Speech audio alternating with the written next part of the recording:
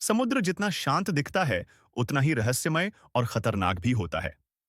लहरों की लोरी के पीछे छुपे होते हैं कई ऐसे रहस्य जिनका सामना करने के लिए साहस, बुद्धि और किस्मत तीनों चाहिए।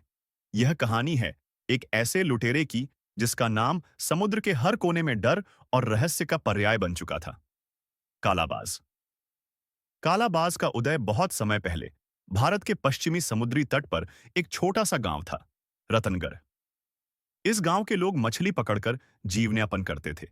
वहीं एक गरीब लड़का रहता था, आरव। बचपन से ही उसकी आंखों में सपने थे समंदर के पार जाने के, कुछ बड़ा करने के। लेकिन किस्मत ने उसे एक अलग ही राह दिखाई। एक दिन जब वह समंदर में मछली पकड़ने गया, समुद्री तूफान में उसकी नाव बह गई और वह एक अनजान टापू पर जा पहुंचा। वहां उसे मिले कुछ बागी जहाजियों का झुंड। वे समुद्री लुटेरे थे जो अमीर व्यापारिक जहाजों को लूटते थे। आरव ने देखा कि इन लुटेरों का अपना एक नियम था, गरीबों से नहीं, केवल लालची अमीरों से लूटना। धीरे धीरे आरव उनमें शामिल हो गया। उसने जहाज चलाना, तलवार चलाना, नक्शा पढ़ना सब सीखा और कुछ ही वर्षों में वह बन गया उनका सरदार। अब लोग उसे उसके असली नाम से नहीं, बल्कि कालाबाज के नाम से जानते थे। कालाबाज का एक ही सिद्धांत था, जो समंदर से मुनाफा कमाता है, उसे समंदर को कुछ लौटाना होगा। उसने कई विदेशी व्यापारिक जहाज लूटे। अंग्रेज, पुर्तगाली, डच, किसी को नहीं छोड़ा। हर बार वह गरीब मछुआरों को हिस्सा देता, गांव वालों की मदद करता, अनाज पहुंचाता। लेकिन उसके काम से अंग्रेज सरकार नाराज थी। उसने कालाबाज को पकड़ने के लिए कई जहाज रवाना किए, लेकिन वो हर बार चकमा दे देता। उसका जहाज काली लहर दूर से ही पहचान में आ जाता, काले झंडे पर एक चील की तस्वीर। अंग्रेजों की चाल कालाबाज को पकड़ना अब अंग्रेजों की नाक का सवाल बन चुका था। उन्होंने एक चाल चली।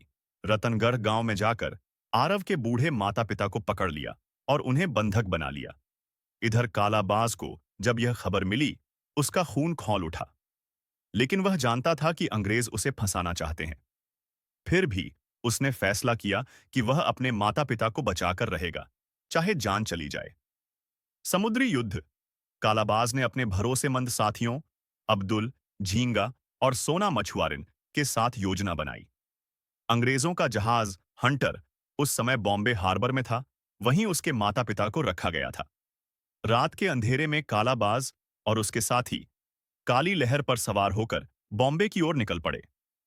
रास्ते में उन्हें एक अंग्रेजी गश्ती जहाज ने घेर लिया, लेकिन कालाबाज की चालाकी और उसके साथियों की बहादुरी ने उन्हें बचा लिया। वे बॉम्बे पहुंचे। कालाबाज ने बंदरगाह के बाहर जाल बिछाया, एक नकली जहाज के जरिए गार्डों को भटकाया और खुद छिपते छिपाते अंग्रेजों की जेल में घुस गया। वहां उसने अपने माता पिता को खोजा और एक जबरदस्त लड़ाई के बाद उन्हें आजाद कराया। गद्दारी का दर्द। जब वे भागने लगे तो कालाबाज को एक ऐसी बात पता चली जिससे उसकी आत्मा कांप उठी। उसका सबसे भरोसेमंद साथी झींगा, जो बचपन से उसके साथ था, उसने अंग्रेजों से मिलकर गद्दारी की थी। अंग्रेजों ने उसे पैसे और जहाज देने का लालच दिया था। यह जानकर कालाबाज का दिल टूट गया। लेकिन वह समझ चुका था कि समंदर में सबसे बड़ी लूट दौलत नहीं, भरोसा है। उसने झींगा को आखिरी बार माफ किया, लेकिन उसे अपने समूह से निकाल दिया। कालाबाज की एक बड़ी ख्वाहिश थी, समुद्र का सबसे पुराना खजाना खोज निकालना। पुर्तगालियों के छोड़े गए नक्शों में एक टापू का जिक्र था, सोने की चट्टान, जो अरब सागर के बीचों बीच था। अब्दुल को भाषा और नक्शा पढ़ने में महारत थी। उन्होंने खजाने की दिशा पहचानी और काली लहर उस ओर चल पड़ी। सप्ताह भर के सफर के बाद उन्हें एक ऐसा टापू मिला जहां ज्वालामुखी था। वहीं गुफा के अंदर उन्हें मिला सैकड़ों साल पुराना सोने और जवाहरात से भरा खजाना। लेकिन जैसे ही उन्होंने खजाने को छुआ, भूचाल आ गया। वो समझ गए कि यह खजाना किसी शाप से बंधा है। कालाबाज ने तुरंत फैसला लिया, खजाने का कुछ हिस्सा गांव वालों के लिए लेकर बाकी वहीं छोड़ देना। उसका मानना था कि कुछ दौलत इंसान को खुद गर्ज बना देती है। अंत की ओर कालाबाज की उम्र ढल रही थी। अब वह लूट से नहीं, सेवा से पहचान बनाना चाहता था। उसने समुद्री लूटपाट छोड़ दी और काली लहर को एक राहत जहाज बना दिया।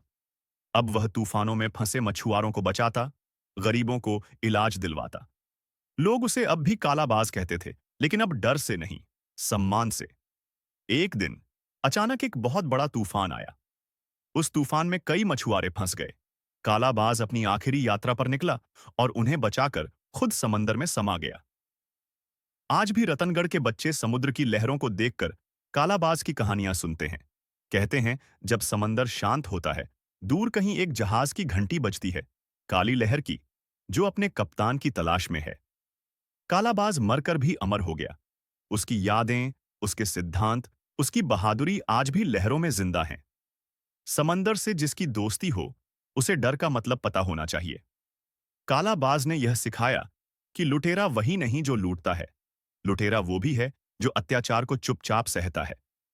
उसने लूट को एक हथियार बनाया, लेकिन न्याय के लिए। उसकी कहानी हमें सिखाती है कि ताकत केवल तलवार से नहीं, नीयत से बनती है।